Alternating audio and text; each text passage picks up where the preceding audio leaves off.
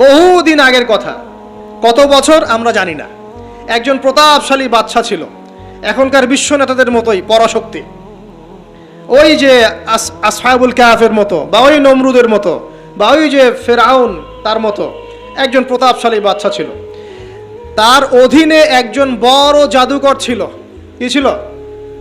আচ্ছা, মজা আছে, ভালো করে বোঝেন। একটা বড় জাদুকর ছিল, বিশাল বিশাল কসম নিয়ে আল্লাহ রাব্বুল আলামিন এখন একটা বড় ঘটনা বলতে যাচ্ছেন। সিকোয়েন্সটা দেখেন, বড় বড় কিছু কসম আল্লাহ করলেন, মহাবিশ্বের কসম, বিশাল বিশাল নক্ষত্রের কসম, ঠিক আছে, জুমার দিন বড় দিন, আরাফার দিন বিশাল দিন, এবং কিয়ামতের দিন একটা ভয়াবহ বিশাল দিন। এই সমস্ত বিশাল বিশাল বিষয়গুলোর কসম করে আল্লাহ পাক বলছেন কুতিলা আসহাবুল উখদুদ। কি কথা? কুতিলা আসহাবুল উখদুদ। আসহাবুল উখদুদ ধ্বংস হয়েছে। কে আসহাবুল উখদুদ? সামনে যাই, মজার একটা ঘটনা আসবে। আন-নারি যাতিল ওয়াকুদ, যখন আগুন দাউ দাউ করে জ্বলছিল, আসহাবুল উখদুদ ধ্বংস হয়ে গেছে। যখন আগুন দাউ দাউ করে জ্বলছিল, ইযহুম আলাইহা কুউদ, এবং আসহাবুল উখদুদের লোকরা এই আগুনের কুণ্ডলীর চারপাশে বসেছিল। মনে করেন এখানে বিশাল একটা আগুন জ্বালিয়ে রাখা হয়েছে, এখানে দাউ দাউ করে আগুন জ্বলছে, আর কিছু মানুষ তার চারপাশে বড় বড় কুরসিতে চেয়ারে হেলান দিয়ে বসে মজা উপভোগ করছে। এই হলো আসহাবুল উখদুদ। এদেরকে আল্লাহ পাক বলছেন এরা ধ্বংস হোক। কুতিলা আসহাবুল উখদুদ ওয়াহুম আলা মা ইয়াফআলুনা বিল মুমিনিনা শুহুদ। তারা বসে বসে কি করছিল? তারা বসে বসে দেখছিল যে মুমিন মুসলিমদের সাথে কি নির্যাতন করা হচ্ছে। মুমিন মুসলিমদের সাথে ওই আগুনের মধ্যে যা নির্যাতন করা হচ্ছিল, ওরা চারপাশে বসে বসে এটা অবলোকন করছিল, হাসছিল, মজা নিচ্ছিল। এই আসহাবুল উখদুদরা ধ্বংস হোক। ওয়ামা নাকামু মিনহুম ইল্লা আন ইউমিনু বিল্লাহিল আজিজিল হামিদ। আল্লাহ পাক বলছেন ওই মুমিনদের কোনো দোষ ছিল না, যে মুমিনদেরকে ওই অগ্নিকুণ্ডে পুড়িয়ে মারা হচ্ছিল এবং চারপাশে কিছু মানুষ জড়ো হয়ে দেখছিল, মজা নিচ্ছিল। আসহাবুল উখদুদ, ওই মুমিনদের কোনো দোষ ছিল না, শুধু একটা অপরাধ তাদের দৃষ্টিতে। কি সেটা? যে এই মুমিনরা এক আল্লাহর প্রতি ঈমান এনেছিল। এই মুমিন হওয়া ছাড়া তাদের কোনো দোষ ছিল না। কথা বুঝতে পারছেন? এবার চলে আসেন এখানে কিভাবে আসলাম।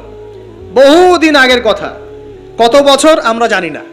একজন প্রতাপশালী বাদশা ছিল, এখনকার বিশ্ব নেতাদের মতোই পরাশক্তি, ওই যে আসহাবুল কাহাফের মতো, বা ওই নমরুদের মতো, বা ওই যে ফেরাউন তার মতো একজন প্রতাপশালী বাদশা ছিল।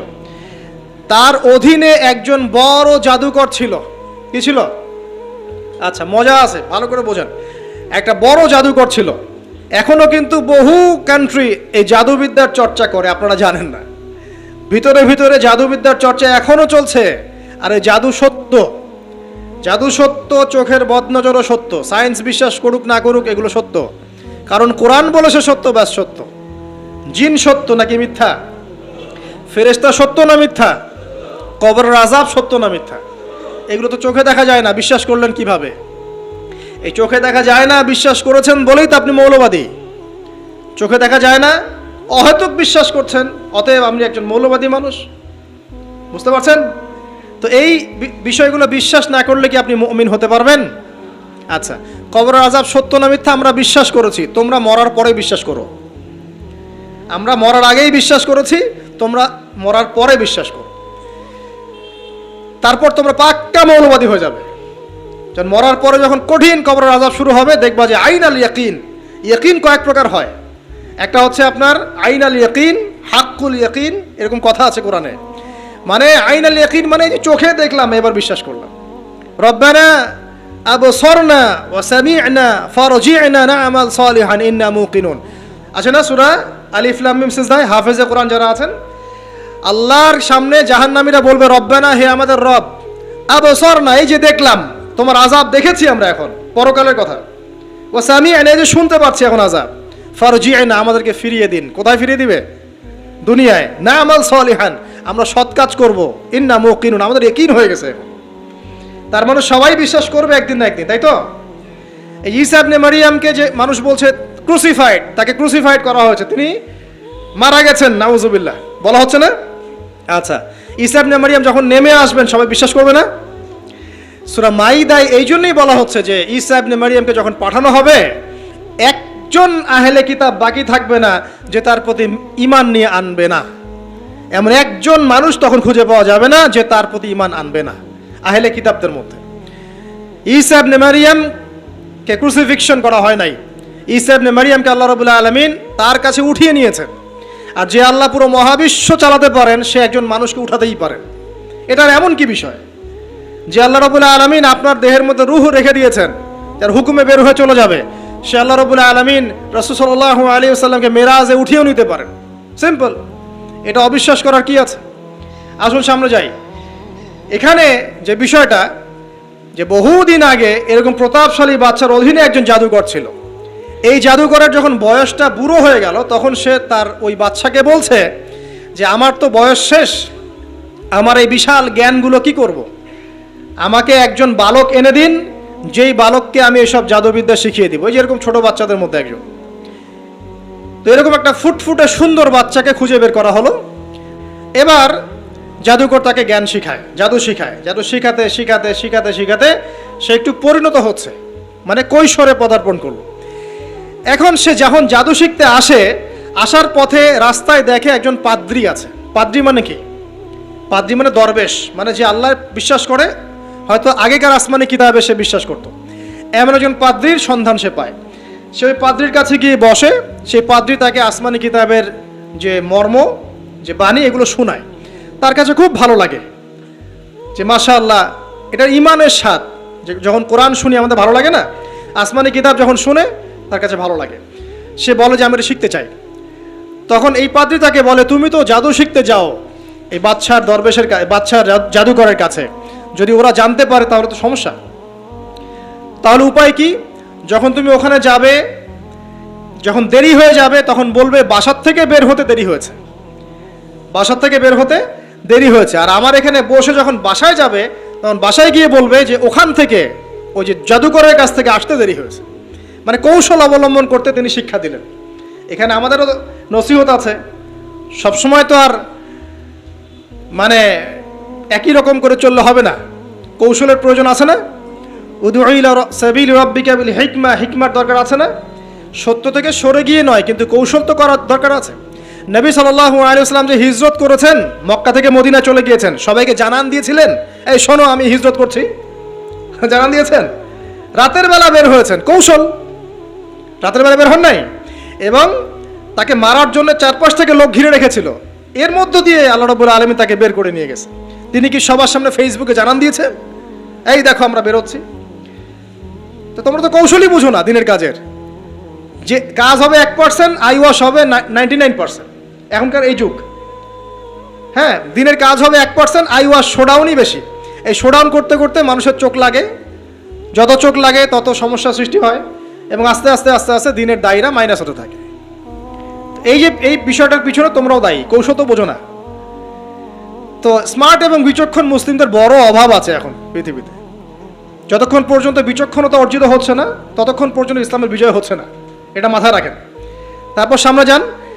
এবার এই বাচ্চা খুব সুন্দর করে ব্যালেন্স করলো, একবার এখানে যায় একবার ওখানে যায়।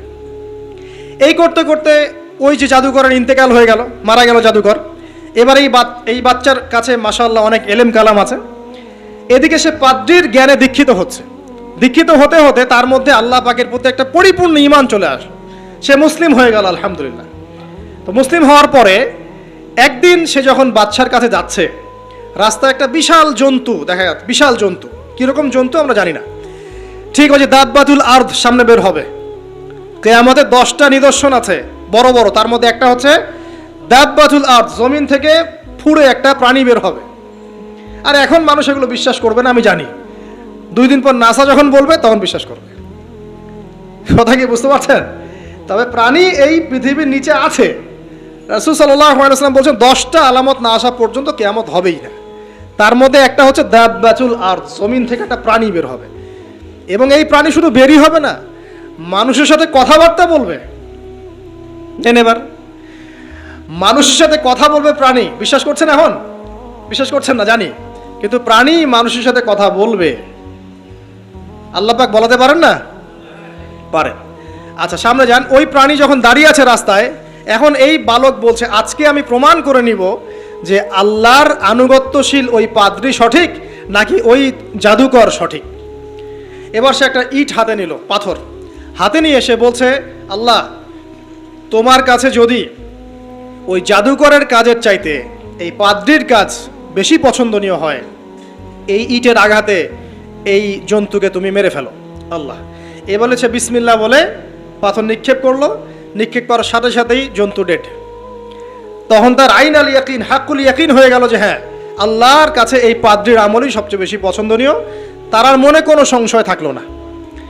কিশোর মানুষ না, কতটুকুই বা বোঝেন নাই। এবার তার মধ্যে একটা ইয়াকিন চলে আসলো এবং সে পরিপূর্ণ মুমিন মুসলিম হয়ে গেল। এবার যখন সে রাজ দরবারে যায়, তার কাছে পেশেন্ট আসে, মানে একজন মানুষ এসেছে, সে বলছে যে আমার চোখে সমস্যা। সে চোখে হাত দেয়, হাত দিয়ে বলে যে আপনি আল্লাহর প্রতি ঈমান নিয়ে আসেন, আমি আল্লাহর কাছে দোয়া করব, চোখ ভালো হয়ে যাবে। এভাবে পেশেন্ট আসে, সে বলে আল্লাহর প্রতি ঈমান নিয়ে আসেন, আমি দোয়া করব, ভালো হয়ে যাবে। এভাবে আস্তে আস্তে তার নাম এবং খ্যাতি ছড়িয়ে পড়তে লাগলো। যেই তার কাছে আসে, সে বলে আগে মুসলিম হন, ইমানদার হন, আল্লাহর প্রতি বিশ্বাস করেন, আমি দোয়া করব, ভালো হয়ে যাবে। চোখ অন্ধ ভালো হয়ে যাচ্ছে, কুষ্ঠরোগী ভালো হয়ে যাচ্ছে, হ্যাঁ, প্যারালাইজড রোগী ভালো হয়ে যাচ্ছে, আলহামদুলিল্লাহ। নবী ঈসা আলাইহিস সালাম এমনটা করেছিলেন না? আল্লাহ পাক চাইলে করতে পারেন। একদিন ওই রাজ দরবারের একজন মন্ত্রী আসছে, এবার ওই রাজার একজন এমপি সাহেব, তার চোখে সমস্যা, সে আসছে, এসে বলছে যে আমার এই চোখের সমস্যা, আমার চোখটাকে ভালো করার দরকার, তোমার কাছে কোনো ওষুধ আছে নাকি? সে বলছে যে আপনি আল্লাহর প্রতি ঈমান নিয়ে আসেন, আমি আল্লাহর কাছে দোয়া করব, আপনি ভালো হয়ে যাবে। এবার সে আলহামদুলিল্লাহ ঈমান নিয়ে আনলো এবং সে ভালো হয়ে গেল।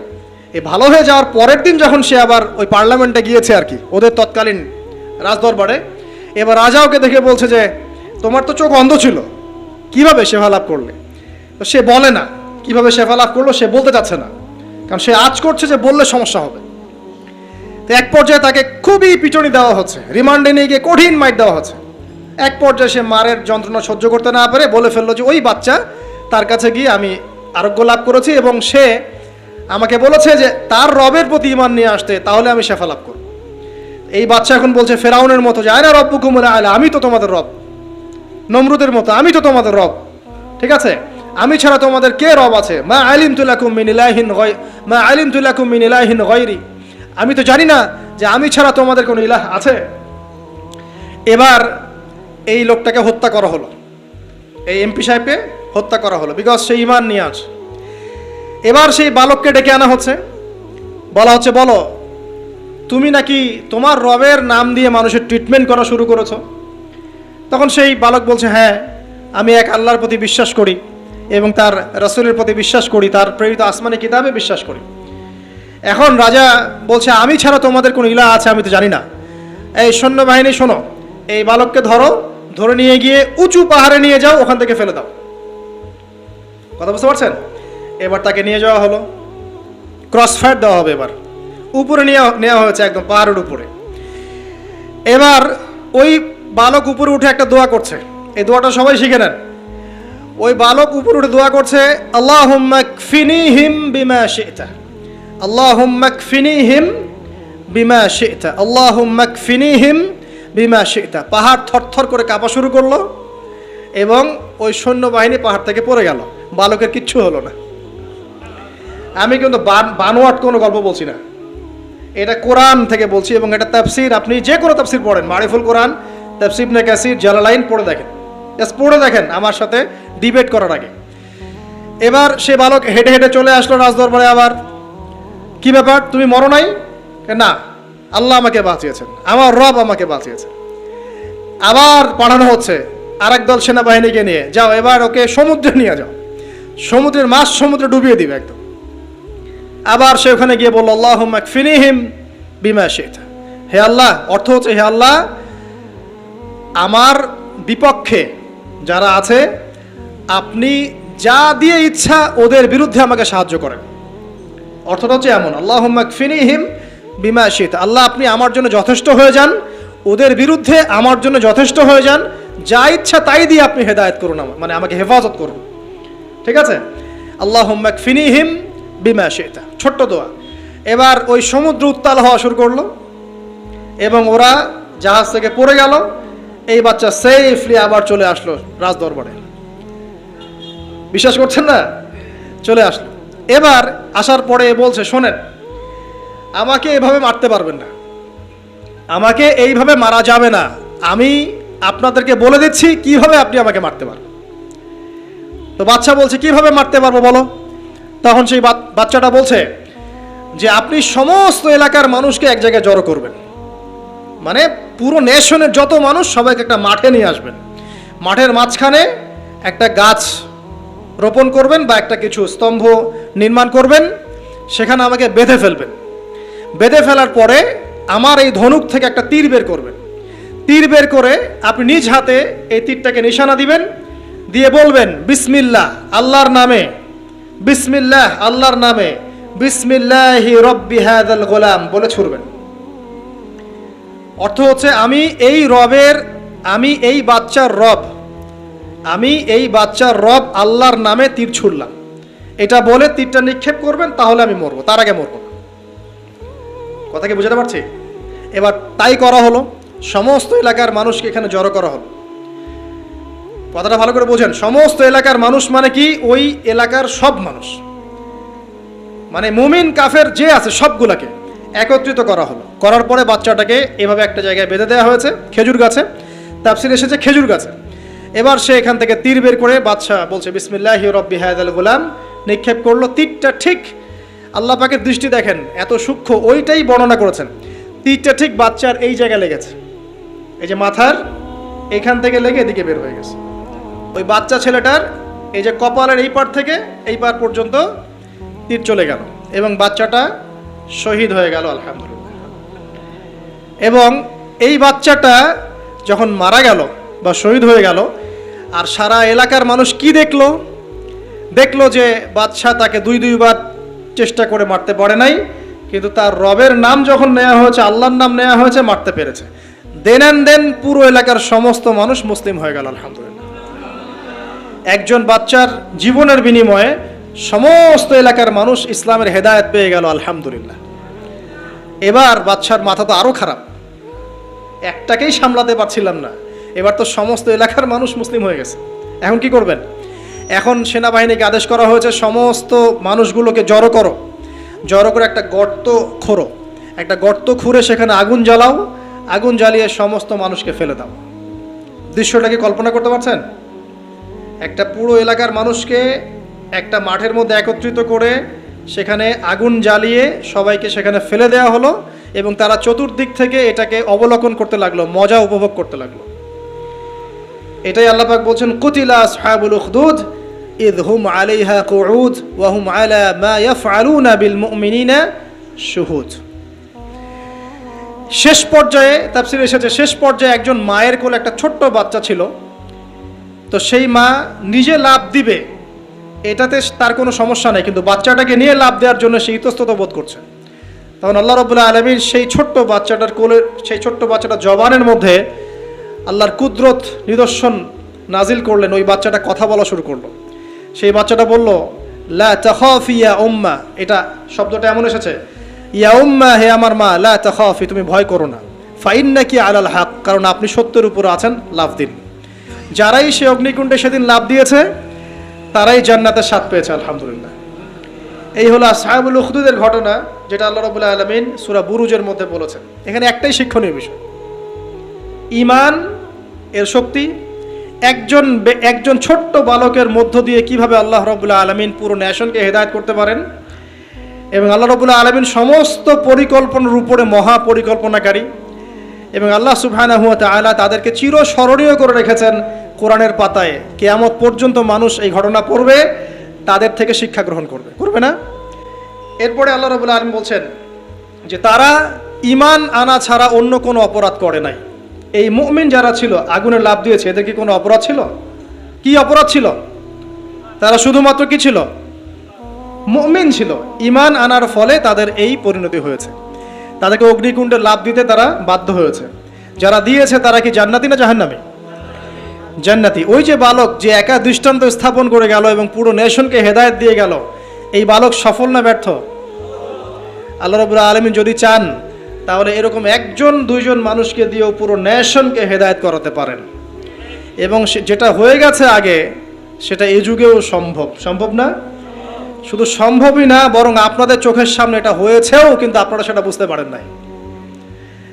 আপনাদের চোখের সামনে যুগের পর যুগ এমন ঘটনা ঘটেছেও, কিন্তু আপনারা হয়তো বুঝতে পারেন নাই, ধরতে পারেন নাই। আল্লাহ রাব্বুল আলামিন এমন মানুষদেরকে দিয়ে পুরো নেশনকে হেদায়েত করেন। কিছু মানুষকে আল্লাহ পাক পরীক্ষায় ফেলেন, তাদের মধ্য দিয়ে আল্লাহ পুরো নেশনকে হেদায়েত করতে পারেন। আলহামদুলিল্লাহ। আসহাবুল উখদুদের এই বাচ্চার মধ্যে আমাদের সবার জন্য নিদর্শন আছে। আল্লাহ পাক আমাদের সবাইকে প্রকৃত ঈমানদার হওয়ার তৌফিক দান করুন, বেশি বেশি আমলে সালেহ করার তৌফিক দান করুন, ঈমানের উপর দৃঢ় থাকার তৌফিক এনায়েত করুন, এবং দৃষ্টান্ত স্থাপন করার তৌফিক দান করুন। এবং যে কোনো রকম দৃশ্য অদৃশ্যের বিপদ আপদ বালা মুসিবতের বিপক্ষে আল্লাহ পাকই যেন যথেষ্ট হয়ে যান। আমিন। শেষ করি, সূরাটার সামনে যাই। আল্লাহ রাব্বুল আলামিন এরপর যেটা বলেছেন যে ইন্নাল্লাযীনা, ওদের পরিণতি কি হবে যারা এই কাজটা করলো। ইন্নাল্লাযীনা ফাতানুল মুমিনিনা ওয়াল মুমিনাত সুম্মা লাম ইয়াতুবু ফালাহুম আযাবু জাহান্নাম। যারা মুমিনদের সাথে এমন নির্যাতন করলো, কি করলো? আগুনে পুড়িয়ে জীবন্ত মেরে ফেললো, এমন দৃষ্টান্ত স্থাপন করলো, নির্যাতন করলো, ফিতনায় ফেললো, এবং তওবা করে ফিরেও আসলো না। আল্লাহ পাক বলছেন নিশ্চয়ই তাদের জন্য যন্ত্রণাদায়ক শাস্তি আছে জাহান্নামে, ওয়ালাহুম আযাবুল হারিক, এবং তাদের জন্য মর্মান্তিক শাস্তি অপেক্ষা করছে। কাদের জন্যে? যারা মুমিনদেরকে ফিতনায় ফেলেছে, কষ্ট দিয়েছে, নির্যাতন করেছে, নিপীড়ন করেছে। তারপর আল্লাহ পাক বলছেন ইন্নাল্লাযীনা আমানু ওয়া আমিলুস সালিহাত লাহুম জান্নাতুন তাজরি মিন তাহতিহাল আনহার। আর যারা এই পরীক্ষায় উত্তীর্ণ হয়ে গেল, যাদেরকে আসহাবুল উখদুদরা ফেলে দিল গর্তে, যারা আগুনে লাফ দিল, অগ্নি পরীক্ষা দিল, আল্লাহ পাক বলছেন এরা সফল হয়েছে, এরা জান্নাতে যাবে যার তলদেশ দিয়ে নহর সমূহ প্রবাহিত হচ্ছে। আলহামদুলিল্লাহ। ওয়াযালিকাল ফাউজুল কাবীর। আর এটা হচ্ছে সবচেয়ে বড় সাফল্য, এটাই হচ্ছে সাফল্যের চূড়ান্ত সংজ্ঞা। দুনিয়াতে আপনি কতটুকু খাচ্ছেন, পড়ছেন, কতটুকু ব্যবসা বাণিজ্য করছেন, কতটুকু স্ট্যাটাসের মালিক, এটা বড় কথা নয়। আপনি দিন শেষে জান্নাতে যেতে পারবো কিনা, এটাই বড় কথা। যদি জান্নাতে যেতে পারি ইনশাআল্লাহ তাআলা আমরা সফল। যদি জান্নাতে যেতে ব্যর্থ হই, আল্লাহ না করুক, তাহলে আমাদের চেয়ে ব্যর্থ এই মহাবিশ্বের কোনো সৃষ্টি নাই। আল্লাহ পাক বোঝার তৌফিক এনায়েত করুন। আমিন। আল্লাহ পাক এরপরে বলছেন ইন্না বাতশা রাব্বিকা লাশাদীদ। জেনে রাখো, যারা আল্লাহর বিরোধিতা করবে, তার নবী, তার আসমানি কিতাব এবং দ্বীনের বিরোধিতা করবে, তাদের জন্য আল্লাহর শাস্তি আছে। এই শাস্তিটা প্রচণ্ড কঠিন। ইন্না বাতশা রাব্বিকা লাশাদীদ। আল্লাহ পাকের শাস্তি প্রচণ্ড কঠিন। আমরা একটা কনসেপ্ট লালন করি মাথায়, আল্লাহ পাক গফুর রহিম, রহমানুর রহিম, ঠিক আছে, তাই না? একই সাথে আল্লাহ পাক কিন্তু শাদীদুল ইকাব বটে। আল্লাহ পাক একই সাথে কিন্তু কঠোর শাস্তিদাতাও বটে। আল্লাহ এটা বলছেন ইন্না বাতশা রাব্বিকা লাশাদীদ। আল্লাহ পাক ছাড় দিচ্ছেন আমাদেরকে, ছেড়ে দিবেন না। কিন্তু তোমরা যারা এখন নামাজ পড়ছো না, সওম রাখছো না, হারাম কাজে লিপ্ত আছো, হারাম খাচ্ছ, এবং জেনায়, পর্নে, মাদকে লিপ্ত আছো, অহেতুক সময় নষ্ট করছো, দিনের কোনো ফিকির নাই, আল্লাহ পাক কিন্তু সব কিছু দেখছেন, আল্লাহ পাক কিন্তু সব কিছু শুনছেন। আল্লাহ রাব্বুল আলামিন সুযোগ দিচ্ছেন, সময় দিচ্ছেন, তাই বলে কিন্তু আল্লাহ পাক ছেড়ে দিবেন না কখনো। আল্লাহ রাব্বুল আলামিন কিন্তু পুঙ্খানুপুঙ্খ হিসাব নেবেন। এটাই বলছেন ইন্না বাতশা রাব্বিকা লাশাদীদ। আল্লাহ পাকের শাস্তি কিন্তু বড়ই কঠিন। আল্লাহ পাক আমাদের সবাইকে তার শাস্তি থেকে হেফাজত করুন। আমিন। একটা এক্সাম্পল দিচ্ছি খালি, জাস্ট। আবু তালেব নাম শুনেছেন? কে ছিল? রাসূল সাল্লাল্লাহু আলাইহি ওয়াসাল্লামের চাচা। দীর্ঘদিন, বছরের পর বছর তিনি নবী সাল্লাল্লাহু আলাইহি ওয়াসাল্লামকে সাপোর্ট করেছেন। যদিও তিনি মুসলিম হননি, কিন্তু সাপোর্ট করেছেন, ফাইন্যান্সিয়াল সাপোর্ট, সোশ্যাল সাপোর্ট, তাকে সাপোর্ট দিয়েছেন। কিন্তু শেষমেশ তিনি লা ইলাহা ইল্লাল্লাহ পড়তে পারেন নাই, মুমিন মুসলিম হননি। কিন্তু নবীকে এমনভাবে সাপোর্ট দিয়েছেন যেটা আরবের কেউ দেয়নি তাকে। তাহলে এই ব্যক্তি কি পাবে পরকালে? সাহাবীরা জিজ্ঞাসা করছেন আপনার চাচার কি হবে পরকালে? রাসূলুল্লাহ সাল্লাল্লাহু আলাইহি ওয়াসাল্লাম বলছেন আমার চাচা আমাকে অনেক অনেক খেদমত করেছে, উপকার করেছে দ্বীনের জন্য, কিন্তু ঈমান নিয়ে আসে নাই। যদি সে ঈমান নিয়ে আসতো আমি তার প্রতি সুপারিশ করতাম। তিনি চাচাকে বলেছিল না, খালি একবার বলেন লা ইলাহা ইল্লাল্লাহ, আমি আপনার জন্য আল্লাহর কাছে সুপারিশ করবো ইনশাআল্লাহ। তিনি ঈমান নিয়ে আনেননি। এই কারণে জাহান্নামের সবচেয়ে নিম্নতর শাস্তি তাকে দেয়া হবে। সেটা কি? তাকে আগুনের এক জোড়া জুতা পরিয়ে দেওয়া হবে। আগুনের এক জোড়া জুতা, এই আগুনের একজোড়া জুতাতেই নাউজুবিল্লাহ তার মাথার যে মগজ, এই মগজটা টকবক করে ফুটতে থাকবে। ইন্না বাতশা রাব্বিকা লাশাদীদ, কিভাবে বুঝাবো? এটা হলো আবু তালেবের ব্যাপার। তাহলে যারা এখন প্রকাশ্যে ইসলামের এগেনস্টে কথা বলছে, কাজ করছে, সুন্নতের খেলাফ কাজ করছে, আমরা নামাজ পড়ছি না, সুদ খাচ্ছি, ঘুষ খাচ্ছি, দুর্নীতি করছি, আমাদের কি হবে? জাস্ট নিজের ফিকির করেন, ডান বাম সব ভুলে যান, নিজের কবরের ফিকির করেন, জাস্ট নিজের কবরের ফিকির করেন যে আপনি আমি কবরে গেলে কি করবো, এই ফিকির করেন। দেখবেন নিজে ভালো হলে সব ভালো হয়ে যাবে ইনশাআল্লাহ। নিজে ভালো হব না, কিছুই ভালো হবে না। আল্লাহ পাক আমাদের সবাইকে আল্লাহর আযাব থেকে বাঁচান, আমিন। আল্লাহ পাক আযাবের কথা বলছেন, সাথে এটাও বলছেন ইন্নাহু হুয়া ইউবদিউ ওয়া ইউঈদ ওয়া হুয়াল গফুরুল ওয়াদুদ। আল্লাহ পাক কঠিন শাস্তিদাতা বটে, তবে আল্লাহ রাব্বুল আলামিন সবকিছু সৃষ্টি করেছেন, আবার তার দিকেই সবকিছু ফিরে আসবে, এবং তিনি হচ্ছেন পরম প্রেমময় একজন সত্তা। কেউ যদি আল্লাহকে ভয় করে ইনস্ট্যান্ট তওবা করে ফিরে আসে, তার জীবনে যত গুনাহ থাক আল্লাহ পাক মাফ করে দিবেন ইনশাআল্লাহ। আপনি যদি সারা জীবন শিরিক করে থাকেন, যেটা মহাপাপ, জুলমান আযীম, এখনই যদি তওবা করে ফিরে আসেন, আপনার সমস্ত পাপ তো আল্লাহ পাক মাফ করে দিবেনই, আপনার গুনাহগুলোকে নেকি দিয়ে পরিবর্তন করে দিবেন ইনশাআল্লাহ। তো আল্লাহ পাক প্রেমময় ওয়াদুদ একজন সত্তা। তো আমরা আল্লাহ পাকের দয়া যদি চাই, আল্লাহ পাকের প্রেম ভালোবাসা চাই, তাহলে আল্লাহর মারেফত লাগবে না, আল্লাহকে চিনতে হবে না, আল্লাহর আনুগত্য লাগবে না, তার রাসূলের আনুগত্য লাগবে না, কোরআন সুন্নাহ ফলো করতে হবে না। এগুলো করার পর ইনশাআল্লাহ আমরা আল্লাহ পাকের রহমত পাবো ইনশাআল্লাহ, আমরা আশাবাদী। আল্লাহ পাক আমাদেরকে তার রহমত দিয়ে ঘিরে রাখুন, আমিন। ওয়া হুয়াল গফুরুল ওয়াদুদ যুল আরশিল মাজিদ। আল্লাহ পাক বলছেন তিনি মহান আরশের অধিপতি। আরশ সম্পর্কে একদিন বলেছি আমি যে এই কুরসিটাই মহাবিশ্বকে ঘিরে রাখছে, আর এই কুরসিটা আরশের তুলনায় এমন যে একটা মরুভূমিতে একটা ঢাল ফেলে দেন, একটা মরুভূমির মধ্যে একটা থালাকে ফেলে দেন, অনুপাতটা যেমন হবে, আরশ আর কুরসির অনুপাতটা এমন। আরশটি এত বিশাল যেটা 8 জন ফেরেশতা ধরে রেখেছে, তার উপরে আল্লাহ রাব্বুল আলামিন আরশে আযীমে সমুন্নত। তো সে আল্লাহকে চিনতে শিখুন, আল্লাহর আনুগত্য করতে শিখুন। আল্লাহ পাক তৌফিক দান করুন। ফাআলুল লিমা ইউরিদ, আল্লাহ পাক যা ইচ্ছা তাই করতে পারেন। হাল আতাকা হাদিসুল জুনুদ, হে নবী মুহাম্মদ সাল্লাল্লাহু আলাইহি ওয়াসাল্লাম, তোমার কাছে কি এই সেনাবাহিনীর খবর পৌঁছেছে? এটাকে ফেরাউন ওয়া সামুদ, ফেরাউন এবং সামুদের বিশাল পরাক্রমশালী এই ফোর্সের কথা তোমার কাছে কি পৌঁছেছে? এই আসহাবুল উখদুদের সেনাবাহিনীর কথাই বলেন, আর ওই যে ফেরাউন বা নমরুদ বা সামুদ, আদ জাতির কথাই বলেন, এরা সবাই কিন্তু আল্লাহর গজবে ধ্বংস হয়ে গিয়েছে। তো এই মহাকাশে আমাদের অবস্থান যে কত ক্ষুদ্র এটা বোঝা যাচ্ছে। আল্লাহ রাব্বুল আলামিন এটাই বলছেন, ওয়াস সামাই যাতিল বুরুজ, এই বিশাল বিশাল গ্রহ নক্ষত্র সম্বলিত আসমানের কসম করে বলছে। আল্লাহ পাক তার সৃষ্টির কসম করতে পারেন, কিন্তু আমাদের জন্যে, সৃষ্টির জন্যে আল্লাহ ছাড়া অন্য কারো নামে কসম করা জায়েজ নাই। একটা হাদিসের মধ্যে আছে, মান হালাফা বিগাইরি ইসমিল্লাহি ফাকাদ কাফার, যে ব্যক্তি আল্লাহ ছাড়া অন্য কারো নামে কসম করে সে ব্যক্তি কুফরি করলো। এটা একটা কুফরি। এই যে আমরা বলি মায়ের কসম, বাপের কসম, হ্যাঁ, তারপরে যে আগুনের কসম আছে না, বলি না, মাটির কসম, অনেক কসম আমরা করি। তো এই কসমগুলো, শপথগুলো করা ঠিক নয়। যদি আপনাকে কসম করতেই হয় তাহলে আল্লাহর নামেই কসম করতে হবে, আর আল্লাহর নামে যদি কসম করেন তাহলে সত্য কসম করতে হবে, মিথ্যা কসম করা যাবে না।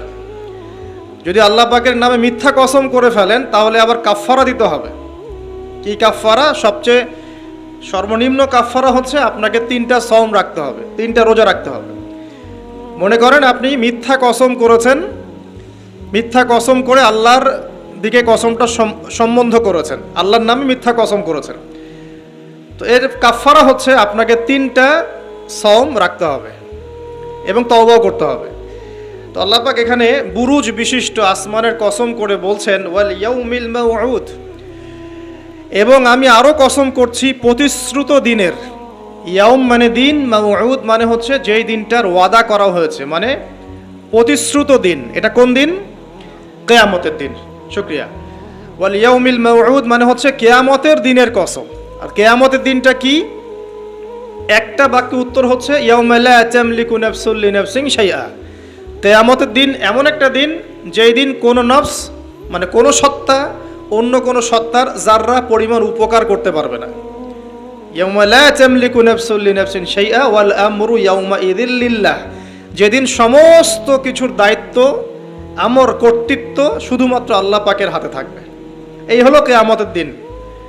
এখানে কোনো পলিটিক্যাল সম্পর্ক চলবে না, কোনো বংশের সম্পর্ক চলবে না, রক্ত, বর্ণ, জাতীয়তাবাদ চলবে না। চলবে কি? ঈমান এবং আমল। ঈমান এবং আমল, এর উপরে আল্লাহ পাক যাকে রহম করবেন সেই জান্নাতে যেতে পারবে। মানুষ তার আমলের বদৌলতেও জান্নাতে যাবে না। মানুষ তার আমলের বদৌলতে কখনো জান্নাতে যাবে না যদি না আল্লাহ পাক তাকে রহম করেন। একজন আবেদ ব্যক্তির ঘটনা আছে, এগুলো সহিহ হাদিসের মধ্যেই আছে। 500 বছর আল্লাহ পাকের ইবাদত করেছিল। কত বছর? 500 বছর।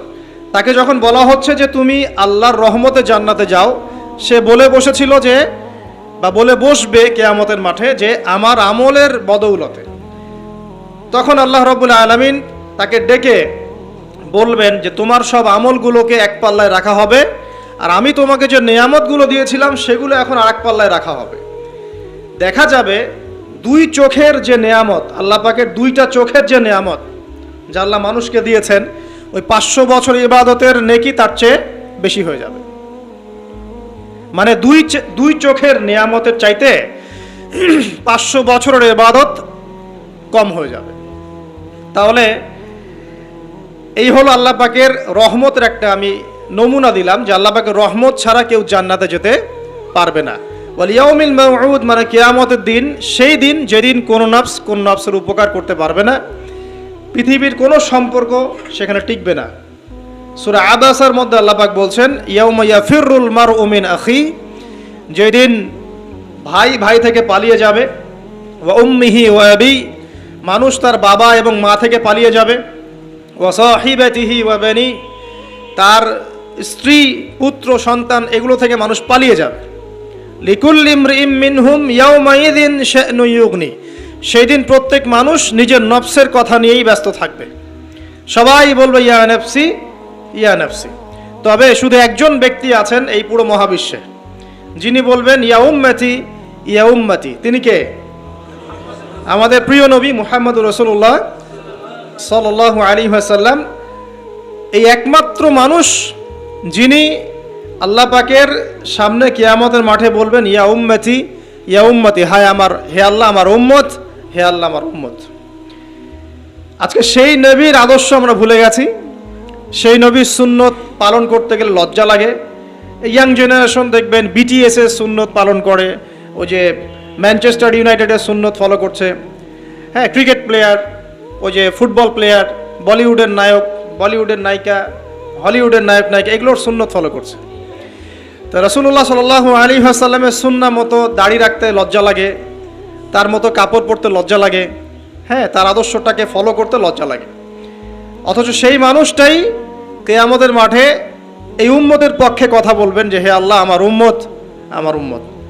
আর এই মানুষটাকেই জীবিত অবস্থায় 15 বার হত্যা করার চেষ্টা করা হয়েছিল। কাকে? নবী মুহাম্মদ সাল্লাল্লাহু আলাইহি ওয়াসাল্লামকে। বিস্তারিত জানতে বিশ্ববিখ্যাত বই আর রাহিকুল মাখতুম এটা পড়ে দেখেন। জীবন, রাসূল সাল্লাল্লাহু আলাইহি ওয়াসাল্লামের পবিত্র জীবনের উপরে একটা সেরা বই আর রাহিকুল মাখতুম পড়ে দেখেন। তাকে প্রায় 15 বার হত্যা করার চেষ্টা করা হয়েছে এবং তাকে প্রায় 16টা গালি খেতে হয়েছে সারা জীবনে। কতগুলা? যার চরিত্রের মধ্যে যারা পরিমাণ কোনো পঙ্কিলতা নাই, তাকে মানুষ 16টা গালি দিয়েছে। মানুষ বলেছে এই ব্যক্তি জাদুকর, সাহের, নাউজুবিল্লাহ। এই ব্যক্তি কাযযাব, নাউজুবিল্লাহ, মিথ্যাবাদী। মিথ্যাবাদী না, কাযযাব মানে মহামিথ্যাবাদী। কাযযাব মানে কি? মহামিথ্যাবাদী। তারপরে বলা হচ্ছে এই ব্যক্তি সাহের, জাদুকর। এই ব্যক্তি হচ্ছে মজনুন, পাগল। এগুলো মানুষ বলেছে, আইয়ামে জাহিলিয়াতের মানুষ। তো এই যে আবু জাহেল, আবু লাহাবরা যে কথাগুলো বলেছিল, আজকের এই সো কল্ড বাক স্বাধীনতার যুগে কিছু মানুষ এই কথা বলে না? বলে না? তো এরা কার উত্তরসূরি বুঝতে পারছেন? নবী সাল্লাল্লাহু আলাইহি ওয়াসাল্লাম বলছেন তোমরা সবাই শুধু বলো কুলু লা ইলাহা ইল্লাল্লাহ তুফলিহুন। হে আমার চাচারা, কুরাইশ বংশের যারা আছেন আপনারা, ইয়া মা'আশারাল কুরাইশ, আপনারা শুধু বলেন কুলু লা ইলাহা ইল্লাল্লাহ, খালি একবার বলেন যে লা ইলাহা ইল্লাল্লাহ তুফলিহুন, আপনারা সফল হয়ে যাবেন, আরব আজম উভয়ের রাজত্ব পাবেন। নবীজি বলছেন। তখন আবু লাহাব হাততালি দিয়ে বলছিল, আলিহাদা জামাআতানা, এই জন্য আমাদেরকে এখানে একত্রিত করেছো? তখনই হাততালি দিয়ে পাথর নিয়ে রাসূল সাল্লাল্লাহু আলাইহি ওয়াসাল্লামের দিকে নিক্ষেপ করেছে। নাউযুবিল্লাহ। তো তখনই আল্লাহ পাক আয়াত নাজিল করলেন। কোন আয়াত? তাব্বাত ইয়াদা আবি লাহাবিন ওয়া তাব, ধ্বংস হোক আবু লাহাবের দুই হাত, যে দু হাত দিয়ে সে পাথর নিক্ষেপ করেছে, ওয়া তাব, এবং সে নিজেও ধ্বংস হোক। দেখেন, কিয়ামত পর্যন্ত কোরআন থাকবে না, এই সূরাটা থাকবে না। তো কিয়ামত পর্যন্ত মানুষ কোরআন তেলাওয়াতের মধ্য দিয়ে আবু লাহাবকে গালি দিবে না? কিয়ামত পর্যন্ত মানুষ কোরআন তেলাওয়াতের মধ্য দিয়ে আবু লাহাবকে কিন্তু অভিসম্পাত করতে থাকবে যে তুমি ধ্বংস হও, তোমার দুই হাত ধ্বংস হোক। এই হলো নবী সাল্লাল্লাহু আলাইহি ওয়াসাল্লামের শান। তাকে কষ্ট দিচ্ছে মানুষ, বলছে যে মুহাম্মদ সাল্লাল্লাহু আলাইহি ওয়াসাল্লাম এমন ব্যক্তি যার সন্তান জীবিত থাকে না, পুত্র সন্তান জীবিত থাকে না। তখন আল্লাহ রাব্বুল আলামিন আয়াত নাজিল করলেন, ইন্না আ'তাইনাকাল কাউসার, নিশ্চয়ই আমি আপনাকে কাউসার মহান মর্যাদা দিয়েছি। এটা শুধু হাউজে কাউসারই নয়, কিন্তু হাউজে কাউসার সহ এই যে দুনিয়ার তার সম্মান, তার নাম শুনলে আমরা দরুদ পড়ি, তার ইজ্জত, তার শান শওকাত, এগুলোও কাউসার, সবই কাউসার। তো নিশ্চয় আমি আপনাকে কাউসার দিয়ে দিয়েছি। ফাসাল্লি লিরাব্বিকা ওয়ানহার, আপনি মন খারাপ করেন না, আপনি আপনার রবের জন্য সালাত আদায় করেন, তার পথে স্যাক্রিফাইস করেন। কুরবানি মানে শুধু কিন্তু পশু কুরবানি নয়, এখানে তার পথে আত্মত্যাগ করা, যেটা রাসূল সাল্লাল্লাহু আলাইহি ওয়াসাল্লাম সারা জীবন করে গেছেন। ইন্না শানিয়াকা হুয়াল আবতার, নিশ্চয়ই আপনার যারা শত্রু এরা সব নির্বংশ হয়ে যাবে। তো ওই যে আবু লাহাবের আবু জাহেলের সুন্নতগুলো কিন্তু এখনো চালু আছে। দেখবেন সুযোগ পেলেই মানুষ রাসূলুল্লাহ সাল্লাল্লাহু আলাইহি ওয়াসাল্লামের পবিত্র চরিত্র নিয়ে কথা বলে। তো যারা অজ্ঞ তাদের ব্যাপারে আমাদের আফসোস অতটা নয় যতটা আমাদের এই মুসলিম যুবকদেরকে নিয়ে আমাদের আফসোস। এই মুসলিম পরিবারে জন্মগ্রহণ করার পরেও আজ পর্যন্ত কেউ রাসূলের জীবনী পড়ে দেখলো না, আজ পর্যন্ত রাসূলের সুন্নাত ফলো করার সুযোগ হলো না, তৌফিক হলো না। 5 ওয়াক্ত নামাজটুকু পড়তে পারছেন না, দাড়িটা ছাড়তে পারছেন না, টাকনুর উপরে কাপড় উঠাতে পারছেন না, হারাম রিজিক ছাড়তে পারছেন না, মাদক ছাড়তে পারছেন না, জিনা পর্ন ছাড়তে পারছেন না, অথচ আপনি রাসূলুল্লাহ সাল্লাল্লাহু আলাইহি ওয়াসাল্লামের উম্মত। আপনার জন্যই আমার জন্যই নবী সাল্লাল্লাহু আলাইহি ওয়াসাল্লাম কাল কিয়ামতের মাঠে সুপারিশ করবে ইনশাআল্লাহ তাআলা। তো সুপারিশ পেতে হলে তো যোগ্য হতে হবে নাকি? একটা সুপারিশ পেতে হলে তো যোগ্য হতে হবে। যোগ্যতা কি? এক বাক্যে উত্তর হচ্ছে আপনার 24 ঘন্টাকে আপনি নবী সাল্লাল্লাহু আলাইহি ওয়াসাল্লামের সুন্নাহ দিয়ে ঢেলে সাজাবেন। একদম উঠবেন, বসবেন, খাবেন, চলবেন, ফিরবেন, কথা বলবেন, নামাজ পড়বেন, যত কাজ আছে সব হবে কার তরিকায়? রাসূল সাল্লাল্লাহু আলাইহি ওয়াসাল্লামের তরিকায়। যদি এটা শিখতে না পারেন, ওই যে আল্লাহর রাস্তায় সময় দিচ্ছে ভাইরা, 3 দিন 7 দিন 40 দিন চলে যান, দেখবেন 40 দিনের মধ্যে আপনাকে সুন্নত শিখে বাসায় পাঠিয়ে দিবে ইনশাআল্লাহ। এমন কোনো জামাত নাই যেটা 100% পরিশুদ্ধ আছে। তো ওই বিতর্কিত বিষয়গুলো ছাড়েন, বিতর্কিত বিষয়গুলো আপাতত ছেড়ে দেন।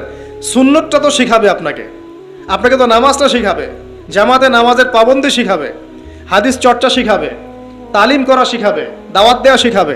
এটুক শিখে চলে আসেন। কমপক্ষে আপনি আপনার ব্যক্তি জীবনটাতে রাসূলের সুন্নাহটা প্রতিষ্ঠা করেন।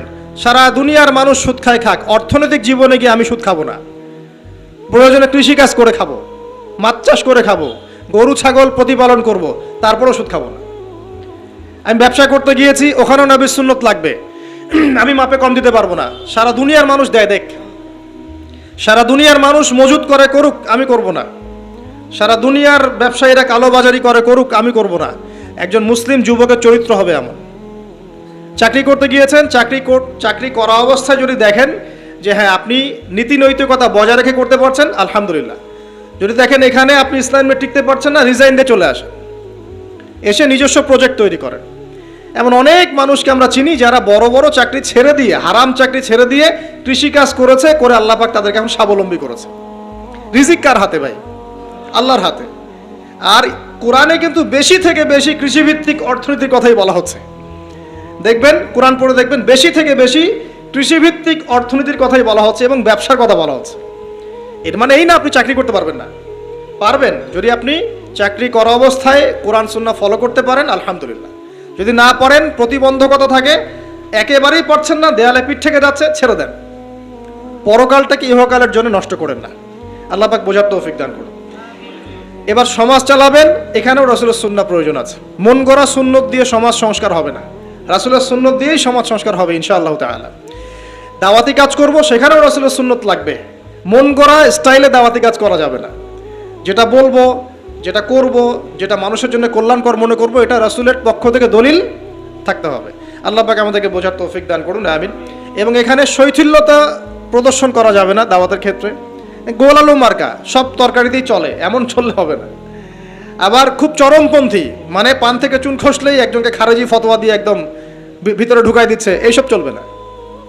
মধ্যমপন্থী তরিকা লাগবে। ওয়াকাযালিকা জাআলনাকুম উম্মাতান ওয়াসাতা, আল্লাহ পাক বলছেন এভাবেই আমি তোমাদেরকে মধ্যমপন্থী উম্মত করেছি। মধ্যমপন্থী উম্মত, যারা শৈথিল্যতা প্রদর্শন করবে না, আবার চরমপন্থীও হবে না। চরমপন্থায় কি কোনো লাভ হয়? চরমপন্থায় কি ইসলামের উল্টা ক্ষতি হচ্ছে? আবার শৈথিল্যতাবাদী ওই আকীদায় চলে গেলে সমস্যা। তখন দেখা যাবে হারাম হালাল সব গুলায় ফেলছেন, আর একটা গোলালু মার্কা কনসেপ্ট নিয়ে কবরে যাওয়া লাগতেছে। আল্লাহ পাক বোঝার তৌফিক দান করুন, আমিন। তো এক কথায় প্রিয় ভাইয়েরা, ওই কিয়ামতের মাঠে রাসূলুল্লাহ সাল্লাল্লাহু আলাইহি ওয়াসাল্লামই একমাত্র সত্তা, যিনি পুরো উম্মার জন্য সুপারিশ করবেন ইনশাআল্লাহ তাআলা। তো সেই সুপারিশ পাওয়ার যোগ্য হতে হলে আমাদের চলনে বলনে, কথায় কাজে, ব্যবসা, অর্থনীতি সব ক্ষেত্রে রাসূলের সুন্নাহকে সর্বোচ্চ অগ্রাধিকার দিতে হবে। অনেক আদর্শের কথা আমরা বলি, সবচেয়ে সেরা আদর্শ মুহাম্মদ সাল্লাল্লাহু আলাইহি ওয়াসাল্লাম। তার আদর্শের উপরে কোনো আদর্শ নাই। অতএব এই আদর্শটাকে মনে প্রাণে ধারণ করা, লালন করা, মনে মননে ধারণ করে বাস্তবে ইমপ্লিমেন্ট করা। আল্লাহ পাক আমাদেরকে তৌফিক এনায়েত করুন, আমিন। তো প্রিয় ভাইরা,